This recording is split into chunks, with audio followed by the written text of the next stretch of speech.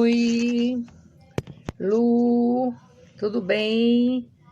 Cruzada dos Militares Espírita, muito bem. Vamos lá, vamos aguardar mais um pouquinho, ver quem entra. Chame aí a galera que vocês conhecem, para a gente dar uma estudada aqui sobre o tríplice aspecto. Nertanjo K, seja bem-vindo. Coisa boa. Vamos conversar, viu? Semana que vem. Você tá bem já, né? Ô, meu amigo, grande abraço para você, saúde e vida longa, porque você tem que dar muito trabalho a gente ainda. Não é não? A gente quer você aqui dando trabalho. Vamos marcar uma live, viu? Lá no YouTube, você com violão e a gente conversando. Veja aí um tema, tá certo? Eu não sei quem é que tá da cruzada. Aí a gente também vai ver aqueles equipamentos, viu? Vamos, gente, chamando aí o povo. Ô, beleza, Nertão, você é top. Ei, você tem uma fã, viu, que é minha irmã. Quando você vai fazer palestra lá no Eurípides de Mirassol, que ela ajuda lá também. Ela adora.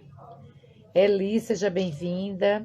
Hoje a gente vai conversar sobre o tríplice aspectos da doutrina espírita. Então vamos elevar os pensamentos a Jesus, rogando a Ele que nos envolva, que nos abençoe nesse momento bastante difícil e que a paz do Mestre nos envolva a todos os lares, porque a situação está muito difícil, né?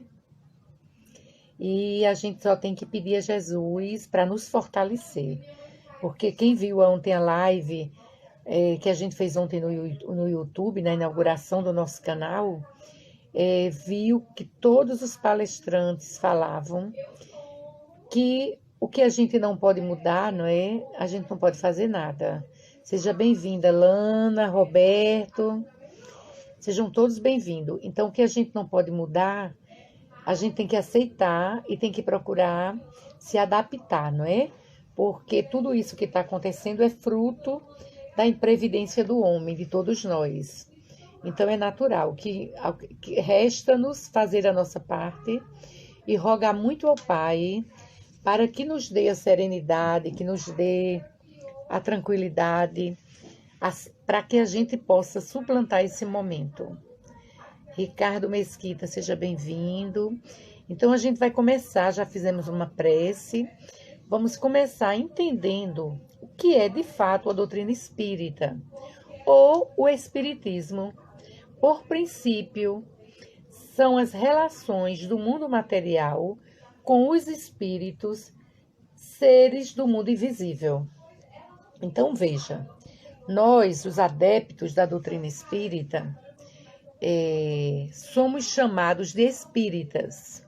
Aliás, os adeptos do espiritismo são chamados de espíritas. O espiritista, que foi um termo que Kardec coloca na introdução do Livro dos Espíritos. Então, veja, o espiritismo, o que é o espiritismo? É uma ciência da natureza, da origem e destino dos espíritos, bem como as relações deles com o mundo corporal. Também está lá na introdução do preâmbulo do livro O que é o Espiritismo. Então, se a gente for adentrando um pouco mais, a gente vai descobrindo que o Espiritismo é, ao mesmo tempo, uma ciência de observação e uma doutrina filosófica. Como ciência prática, ela consiste nas relações que se estabelecem entre nós, encarnados, e os espíritos. Então, como filosofia, ela compreende as consequências morais que dinamam dessas mesmas relações. Então, veja, a parte filosófica é toda a parte moral da doutrina, né? E, assim como a ciência propriamente dita, tem por objeto o estudo das leis do princípio material. O objetivo especial do Espiritismo é o conhecimento das leis do princípio espiritual.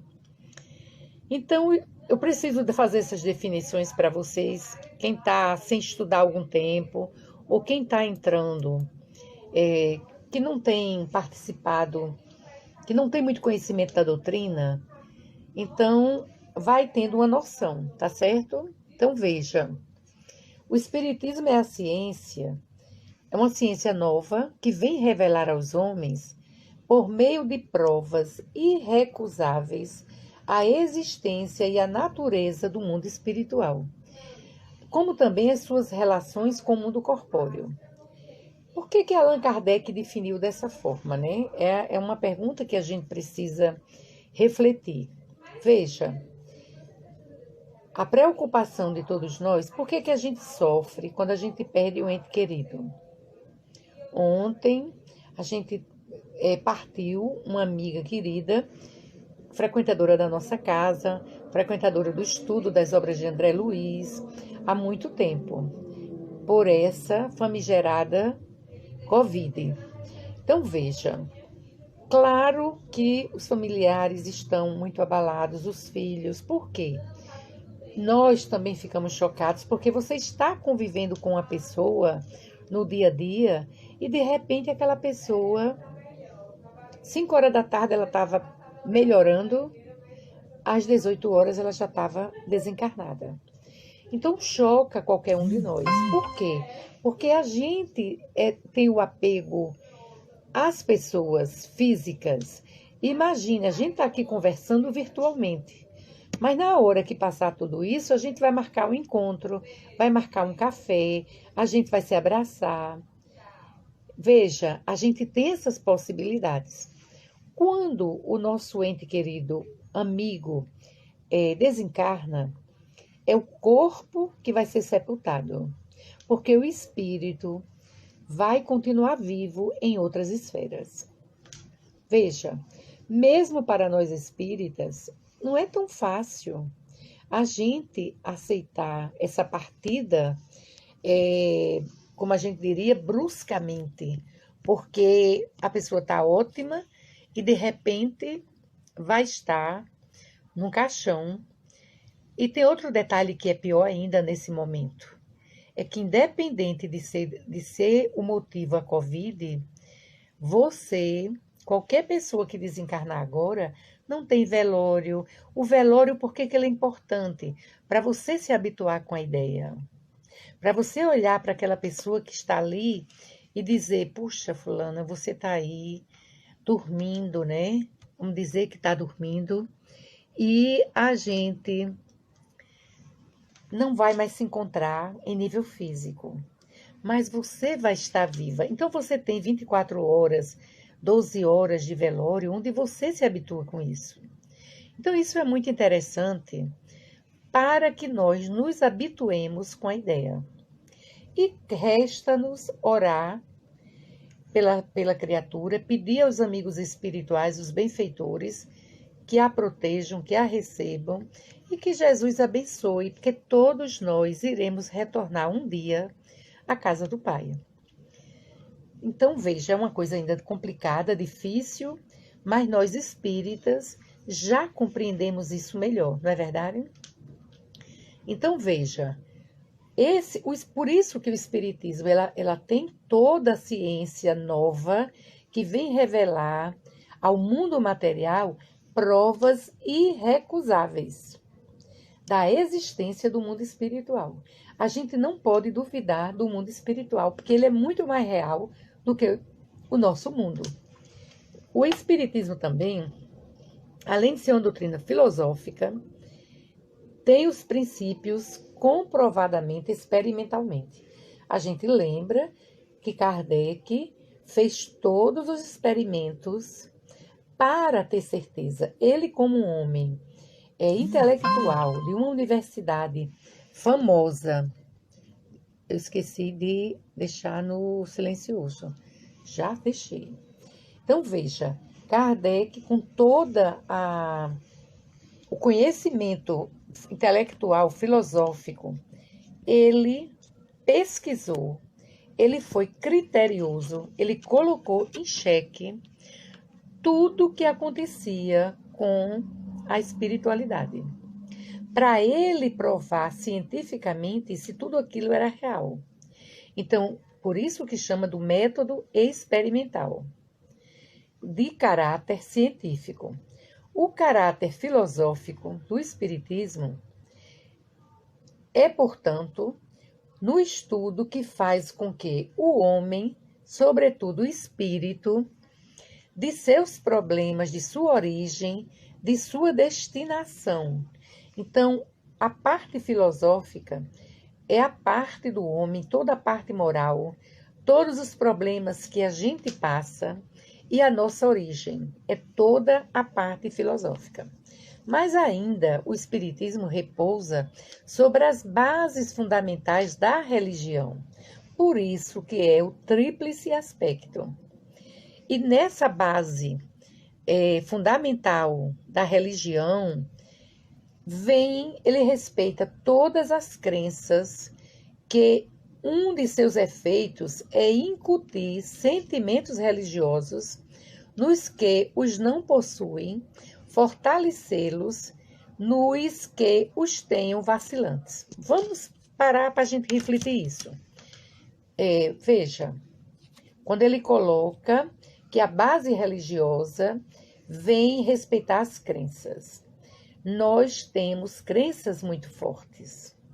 Nós temos crenças que trazemos dos nossos antepassados e trazemos dos nossos, do pretérito, como também dos nossos pais, dos nossos avós, de toda a história familiar de cada um. Cada um tem as suas crenças e esses sentimentos religiosos, normalmente a gente também aprende com eles.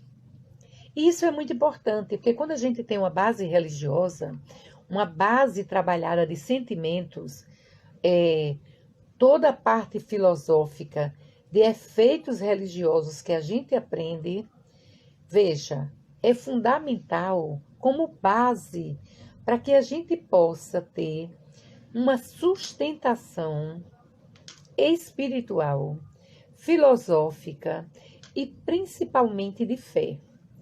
Então, veja, toda filosofia que tem efeitos religiosos é baseado na filosofia espiritualista. Então, veja, a base espiritualista, ela vem fundamentar todas as religiões. Então, Kardec coloca que todas as religiões estão pautadas nas bases espiritualistas. Porque, no fundo, todas as religiões acreditam em outros seres que habitam além da Terra. Isso é acreditar em espíritos de outra estirpe, ou seja, que não são seres como nós aqui na Terra. Talvez sem o corpo físico, e se tiver um corpo físico pode ser diferente do nosso. Tudo isso a gente estuda nas obras de Emmanuel, que ele traz toda essa fundamentação na obra A Caminho da Luz, né? Como tudo surgiu. E ontem a gente viu isso na live sobre Brasil, Coração do Mundo, Pátria do Evangelho, como tudo foi estruturado espiritualmente, de uma beleza fenomenal aquela obra. Então veja, Deus, a alma e a vida futura. Por quê? Todos os fundamentais de todas as religiões têm Deus e a alma na vida futura. Então isso é muito interessante para a gente entender que não é uma religião constituída, visto que a nossa doutrina, ela não tem culto, ela não tem ritmo, ela não tem templos suntuosos como outras religiões. Você veja que a gente tem casas simples, né? Por quê? Porque maior do que tudo isso é Jesus, é o Pai.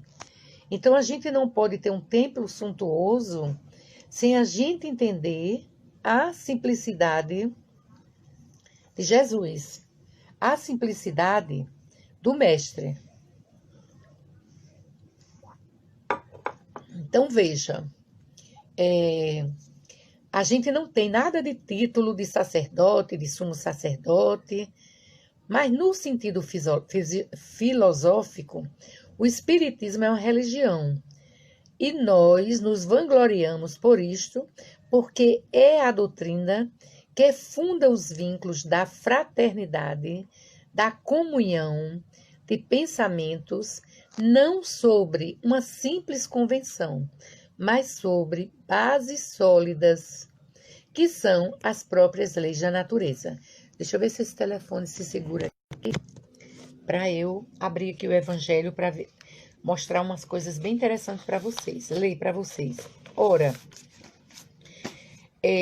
nas 3 revelações, no capítulo 1 do Evangelho, quando ele traz para a gente a questão da primeira lei, que é Moisés, que ela é composta por 2 partes distintas. A que foi recebida por Deus no Monte Sinai, e a lei civil ou disciplinar estabelecida por ele mesmo. A lei de Deus é inalterável e a outra apropriada aos costumes e ao caráter do povo daquela época. Então, são leis que se adequam a qualquer tempo. Então, veja, a lei de Deus, ela está formulada em 10 mandamentos. Quem não lembra deles, o primeiro, eu sou o Senhor teu Deus, que te direi da terra do Egito, da casa da servidão. Não terás outros deuses estrangeiros diante de mim. Não farás imagens talhada, nem figura nenhuma de tudo o que está no céu e na terra, nem de tudo o que está nas águas e debaixo da terra. Não os adorarás, nem lhes renderás cultos soberanos. Então veja, se está no Evangelho de Mateus, isso que o Pai ditou através de Moisés, como é que a gente pode cultuar templos, cultuar ritos, cultuar imagens? Você veja que nas casas espíritas não tem imagem. Às vezes tem uma foto aqui até de espíritos, né? Porque não existe esse culto a imagens. Segunda lei, não tomarás em vão o nome do Senhor meu Deus. Como a gente ouve, né? Em algumas religiões ameaçando as pessoas em nome de Deus. Quando Deus não faz isso, porque Ele é Pai, amoroso e bom, onipresente, onipotente, que a tudo provê. O terceiro, lembra-te de santificar o dia de sábado. Ele coloca esses 10 mandamentos para adequar aos povos daquela época. Então, naquela época, eles usavam sábado para muita farra, para muita bebedeira. Então, ele determina que o sábado seja respeitado para evitar aquelas farras, como a gente diria na linguagem de hoje, né? Então, o quarto é honrar o teu pai e a tua mãe, a fim de viveres muito tempo na terra, que o Senhor teu Deus te dará. Então aí ele fala de respeito.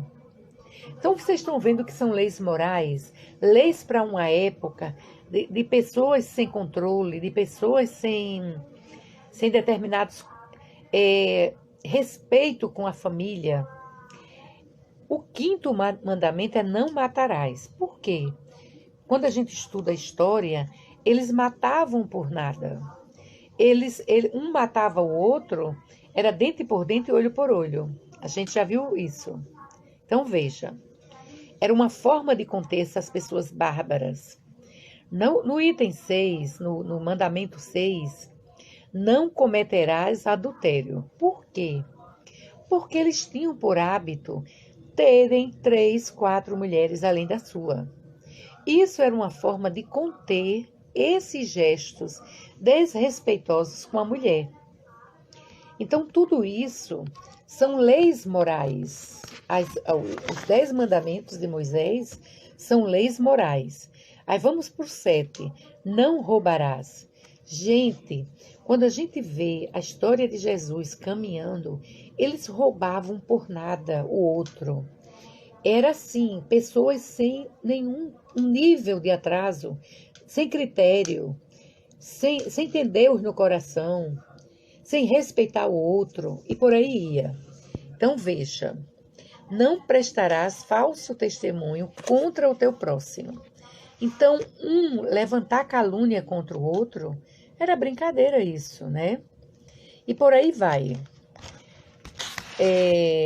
O 9º mandamento diz o seguinte: não desejarás a mulher do teu próximo.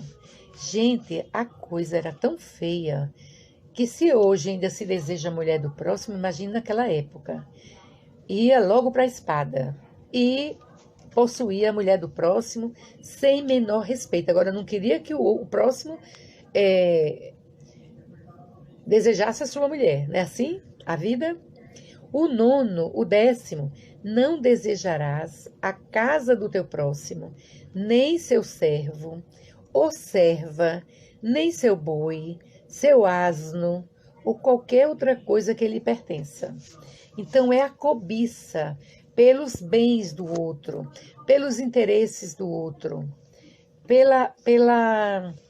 imagine, naquela época, possuir a serva. O homem só precisava olhar para ela e ela tinha que deitar com ele. E como ele e a mulher tinha que ficar quieta. E a serva tinha que servir, porque a expressão era servir, não era por amor. Imagine, do jeito que você serve um copo com água, você ia para uma cama com um homem desse para servir. Então, era um nível de animalidade que a gente não avalia, né? Que a gente não avalia. Então, veja, essa lei é a lei de todos os tempos, de todos os países, e por isso mesmo tem um caráter divino.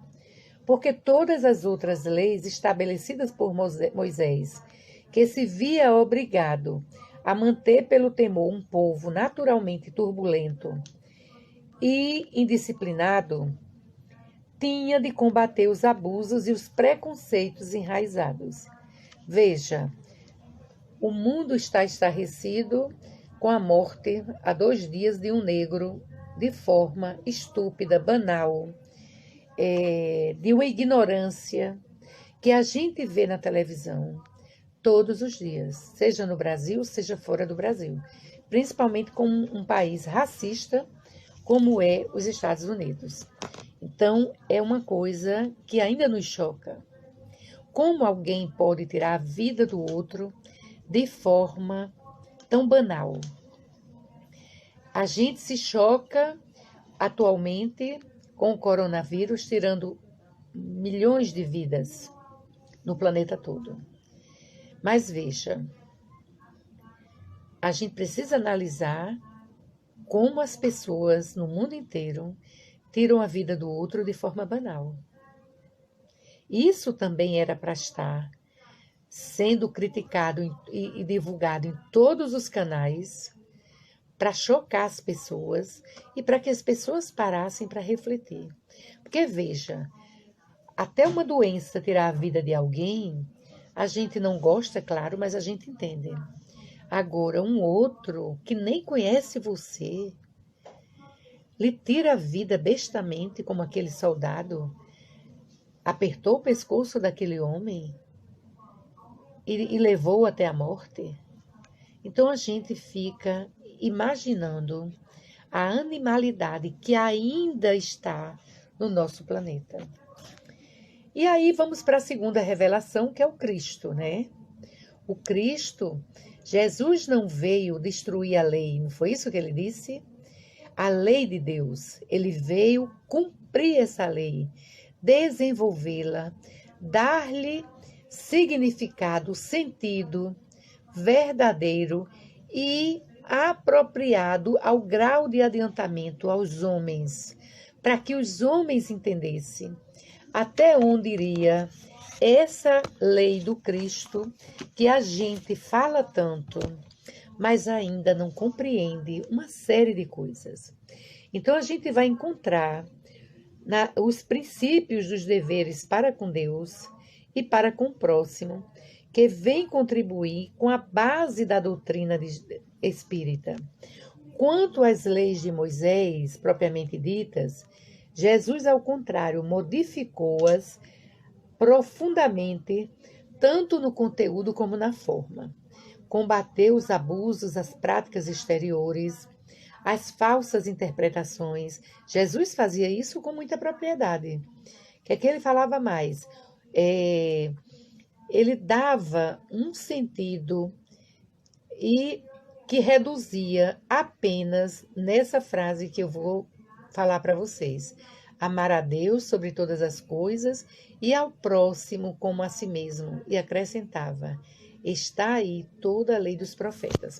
O que é que Jesus quer dizer com isso? Que aquelas 10 leis morais de Moisés, que foram dadas para conter aqueles povos completamente atordoados, completamente sem noção de como eles poderiam estar vivenciando todas essas leis morais. Ele resume apenas com uma lei: amar a Deus sobre todas as coisas e ao próximo como a si mesmo. Quando ele diz isso, ele vem para uma questão que vale a pena a gente refletir. Que a gente não precisaria de leis no planeta como a gente tem, se nós tivéssemos Deus no coração e se a gente conseguisse olhar o nosso próximo como um ser muito importante para cada um de nós.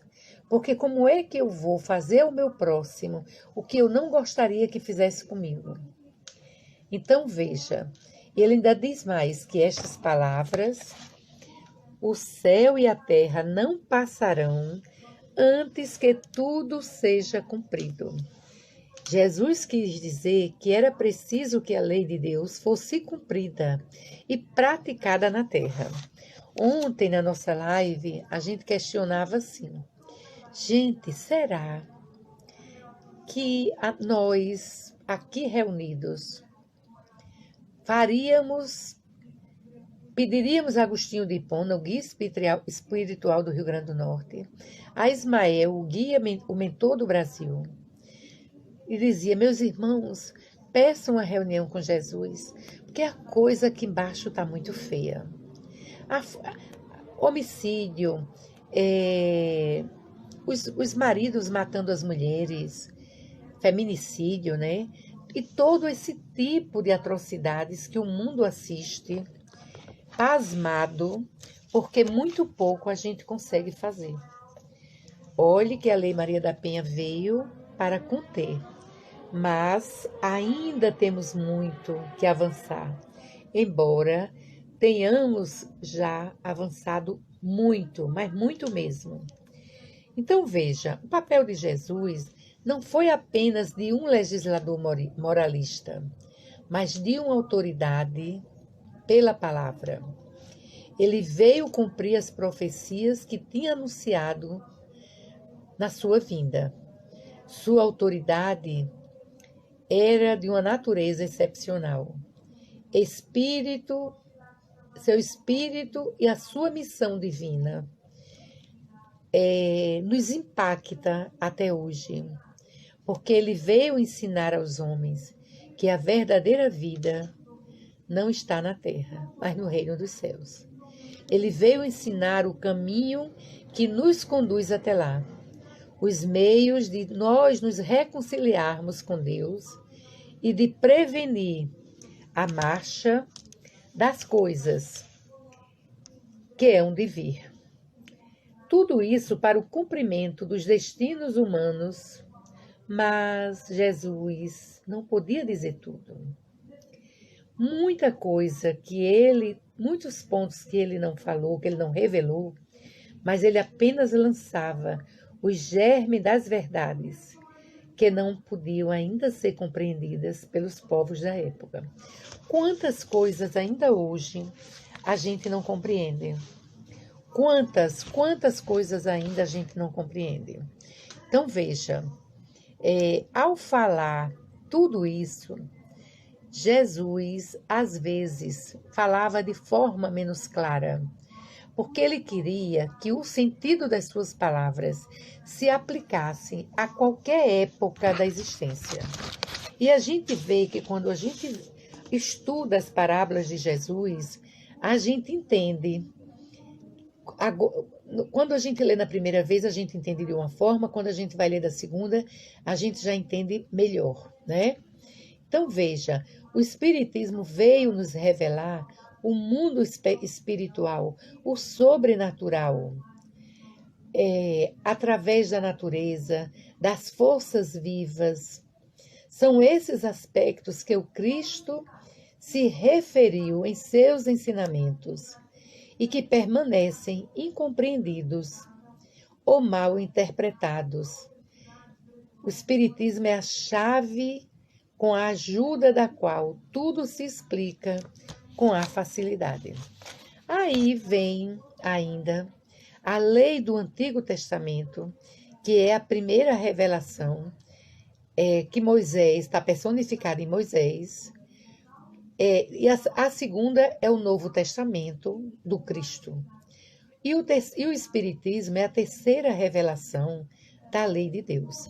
Então a gente tem a primeira Moisés, a segunda Cristo e a terceira a revelação da doutrina espírita, que Jesus dizia que seria o Consolador prometido. Então veja, o Espírito não foi personificado em nenhum indivíduo. Ele é produto de ensinamento dado não por um homem, mas pelos Espíritos, por uma pleiade de Espíritos, tendo à frente o Espírito de verdade. Da mesma forma que o Cristo diz, não vim destruir a lei, mas cumpri-la.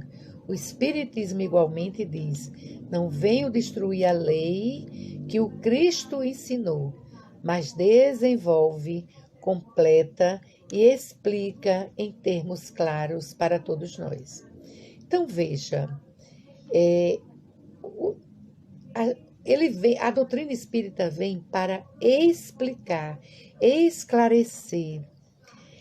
Tudo que o Cristo prometeu foi preparado, realizado para as coisas futuras. A obra que o Cristo preside, ele preside tudo que ele anunciou. A regeneração que se opera e prepara no reino de Deus na Terra. Então veja, cada época da existência, nós temos momentos extremamente interessantes para a gente compreender que esses ensinamentos, a cada século, a cada 30, 40, 50 anos, novos espíritos reencarnam com um nível de evolução melhor, com uma visão diferenciada para impulsionar, para melhorar o processo de transformação da Terra. Por quê? Porque o que é que Jesus trouxe para a gente? Que todos chegariam ao Pai através dele. Ninguém chegará ao Pai a não ser por mim. Eu sou o caminho, eu sou a verdade, eu sou a vida. O que é que Jesus quis dizer que ele é o caminho? Quando ele fala que ele é o caminho, na minha compreensão, se eu o seguir, eu também chegarei. Quando ele diz eu sou a verdade, que a verdade não é a minha, nem é a sua, nem é a do outro. A verdade é a de Jesus. Tudo que ele deixou para a gente como legado. ensinamentos maravilhosos. E ele diz que ele é a vida. Então vejam, se ele é a vida, tem uma passagem dele que ele diz para os apóstolos, quando ele cita que ele é a vida. Gente, reflitam comigo. Quando Jesus traz para a gente que ele é a vida, vamos entender que a vida ela tem um sentido muito mais profundo. Ele falava da vida eterna. Ele falava não da vida enquanto estamos no corpo. Essa é a verdadeira vida. Então veja, a ciência e a religião são duas alavancas da inteligência humana. Uma revela as leis do mundo material e a outra as leis do mundo moral. Ambas as leis têm o mesmo princípio, que é Deus, não podendo contradizer-se, porque uma não necessariamente a razão encontra a outra. Se não encontrar a razão na outra, ela não terá. Então veja, daí resultou uma luta e uma colisão de ideias que deu origem à incredulidade e à intolerância. Por que a gente ainda escuta discussões sem menor sentido sobre religião? Porque a minha religião é melhor do que a sua. Tem uma passagem muito interessante de Frei... Eita, fugiu o nome. Frei, daqui a pouco eu lembro. Ele visitou Sai Baba. E ele disse, mestre, é um mestre hindu, e ele disse assim, qual é a melhor religião do mundo? E ele respondeu, meu filho, a melhor religião do mundo é aquela que atende às suas necessidades e torna você um ser melhor. Olhe que resposta. Olhe que resposta. Então, veja, menina, quase chegou agora o nome do Frei. É um que deixou de ser, não é mais Frei. Ele escreve muitos livros. Está quase chegando. Quando chegar, eu lembro para vocês. Então, veja, quando a gente começa a estudar a aliança da ciência com a religião, a gente começa a entender que é muito importante essa ligação delas, porque são elas duas que regem o mundo espiritual, a afinidade, a harmonia com o mundo corporal. Deixa eu fazer uma pergunta assim, bem capciosa. Vocês acham, sinceramente, que se o controle da vida espiritual fosse feita por nós, espíritos encarnados, daria certo? Claro que não. Todo o controle, toda a programação, todo o planejamento vem do plano espiritual. O que foi que Alexandre disse para André Luiz quando visitaram o museu no plano espiritual e estava a obra de Mona Lisa original. E ele, como recém-chegado da Terra, natural que dissesse isso. Nós temos o original na Terra. Aí ele disse, não, o original é esse. A Terra é uma cópia. Quando os artistas reencarnam, lembram das cópias e reproduzem nas telas. Olha que beleza, olha que beleza. Então, veja, aí o que é que ele traz para a gente? Essa revolução moral que se opera em todo momento na Terra é para aperfeiçoar os espíritos. Essa revolução é para melhorar as relações sociais inevitáveis nas modificações, porque ninguém poderá se opor, porque todas elas estão na vontade de Deus e resulta da lei de progresso, que é a lei de Deus. Então, o que é que ele quer dizer com isso? Ele quer dizer que quando a gente entende, por exemplo, claro que é natural a gente pedir, Senhor, ameniza essa pandemia, Senhor, tá difícil.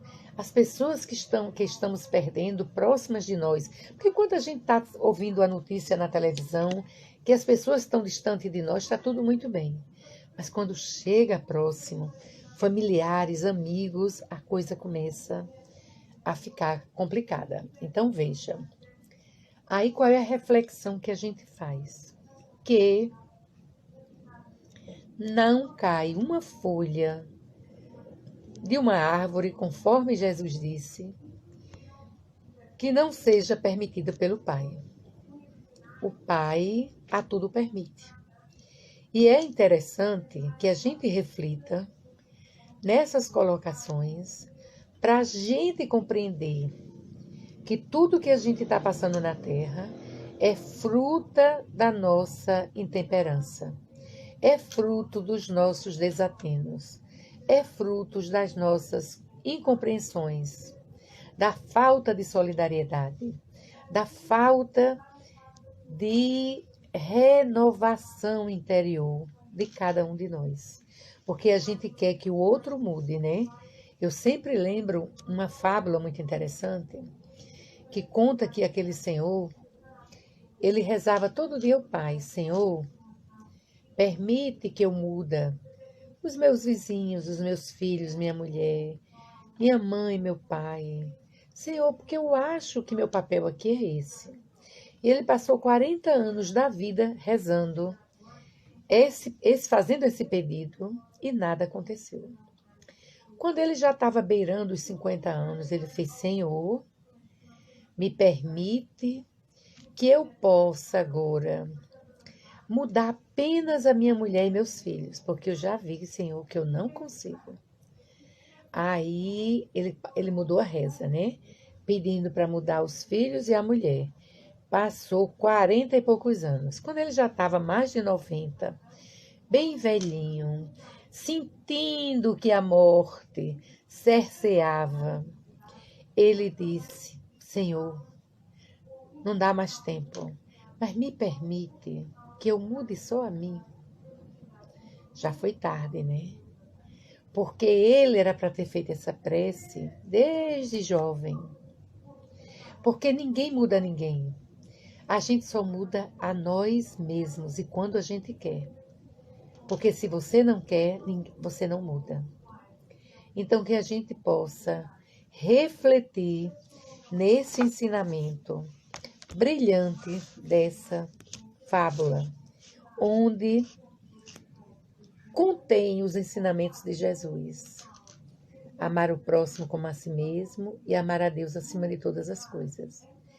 Houve tempo de amar os seus filhos e exemplificar com amor, para que esse amor voltasse para você e você pudesse reflexionar nas dificuldades e superar tudo isso. Você não precisava ficar 90 anos pedindo para mudar o outro e quando chegasse perto da morte, não haveria tempo de mudar a você mesmo. Então, gente, Deus é único. Moisés é o Espírito que Deus enviou em missão para torná-lo conhecido, não somente pelos hebreus, mas também pelos povos pagãos. Deus serviu ao povo hebreu, mas para que ele se revelasse aos homens, por Moisés e os profetas. Os mandamentos foram revelados por Moisés no Monte Sinai. Aquelas revelações de Moisés contêm o germe da mais antiga moral cristã. Então, a moral é o conjunto de regras e condutas, são os costumes que, como os princípios espirituais ensinados por Moisés, eles foram apropriados ao estado de adiantamento em que se encontravam os povos chamados à regeneração. Aí a pergunta é: e aí, foi só naquela época a regeneração? Não. Estamos em pleno chamamento de regeneração com esse vírus. Estamos tendo a orelha puxada para os nossos erros, para as nossas falhas, para refletir naquilo que a gente deixou de fazer, naquilo que a gente poderia ter feito, naquilo que a gente precisa fazer e não fez. Que esse momento a gente possa, sem culpas, reflexionar no que eu posso fazer agora. Agora, as famílias juntas em casa com mais tempo, façam o evangelho, conversem. E aí, abra o evangelho, o texto, aleatoriamente. Pegue aquele texto, o que é que vocês acharam disso? Vamos dar um exemplo. Hoje a gente abriu no Tríplice Aspectos. O que é que a gente entende com o Tríplice Aspecto? Deus, Moisés e Jesus. Aí Jesus vem e anuncia o Consolador prometido, que é a doutrina espírita. Então veja quanto ensinamento a gente tem. Mas ainda não aprendemos o suficiente. Porque agora veio esse vírus que aterroriza, esse vírus que limita a gente do contato físico, esse vírus que puxa por todos os nossos valores, confronta os nossos valores, confronta tudo aquilo, aqueles valores fugidios, falsos, aqueles valores meramente materiais, para que agora a gente internalize e diga: estamos fechando empresa, estamos perdendo emprego, temos que viver com pouco e, de qualquer maneira, todos empobrecem um pouco. E nesse empobrecimento, porque a gente tem muito apego, né, à matéria, a gente vai descobrir uma coisa linda, eu acredito, que a gente vai voltar, quem sabe, né? Desculpe. Beber uma aguinha. A gente vai, talvez, voltar ao escambo. Eu tenho mais isso e você tem uma determinada coisa que eu não tenho. A gente troca. E todo mundo se alimenta, todo mundo sobrevive, porque a gente não vai precisar de muita roupa, a gente não vai precisar de muito sapato, porque a gente só tem 2 pés. A gente não vai precisar de móveis caros. Qualquer banquinho, até no chão a gente senta. Então veja que é uma reflexão profunda de valores. E nessa profunda reflexão de valores, deixa eu ver quem é que está aqui. Que eu dei uma apagadinha de Lígia, Marta, Daniel e Patrícia, Flávia. Então, vocês façam um sinalzinho se vocês estão concordando comigo. Joguem aí uns coraçõezinhos para a gente ver, de fato, se nós estamos tendo tempo. Oi, Marquinhos. Quero falar com você depois. Se a gente está tendo tempo de refletir nesses valores que a gente está vivenciando agora e tendo que parar para refletir neles. Então, veja a mudança de comportamento, porque a gente saía para shopping, a gente badalava, a gente ia para cinema, a gente ia para teatro, a gente não tem mais nada disso. A gente tem que ficar em casa, isolados, com a família, né? E nesse isolamento, a gente vai descobrir o quê? a gente vai descobrir os nossos entes queridos, o nosso próximo mais próximo.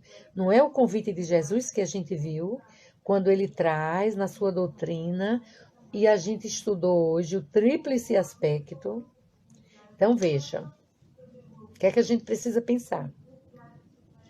Nós tínhamos todos esses valores de todo dia comprar uma roupa, porque as lojas estavam abertas. A gente ia na loja, a gente vai passando. Aí a roupa está lá na loja. Aí o que é que a gente diz? A roupa está pedindo para que eu compre ela. Aí a gente vai e compra, pela compulsão. Agora, a gente não está tendo compulsão, porque a gente não está vendo, porque a gente está com menos dinheiro, porque o trabalho está, na sua maioria, limitado, os clientes não estão nos procurando, as lojas estão fechadas. Então, a gente tem que refletir em tudo isso. Nessa renovação de valores. Porque, na verdade, é uma renovação. E nessa renovação, a gente vai descobrir o quê? A gente vai descobrir o nosso pai, que a gente não convive tanto, as carências dele com a idade já avançando, a nossa mãe, que agora a gente quer abraçar e quer beijar e não pode, porque a gente não pode contaminá-los, a gente quer que eles permaneçam vivos. Aí veja, e aí a gente sofre em não poder abraçar, porque a gente não sabe se é um contaminador assintomático. Então, veja. Então, na hora que a gente se limita a não poder exteriorizar um afeto para um ente querido, para os avós, para os pais, para um irmão, para uma irmã, qual é a reflexão que a gente tinha? Que a gente agora quer abraçar, mas antes, quando a gente podia abraçar, a gente não abraçava, passava despercebido. Olha que interessante. Olha que avaliação interessante. Então, veja, a gente já fez 2 avaliações desses novos valores. Vamos para uma terceira? Se autodescobrir. Quem sou eu? O que eu estou fazendo aqui? O que eu preciso melhorar? O que é que eu tenho legal e o que eu não tenho bacana e que eu preciso ressignificar? Como a relação até então com meus parentes não eram tão boas. Mas eu tinha tempo de abraçá-los e eu podia abraçá-los. E não fazia. Agora, eu estou descobrindo valores em cada um deles. E estou descobrindo a importância agora de abraçar e não posso. Gente, é uma dicotomia, né? É uma coisa tão antagônica que a gente fica assim, meu Deus.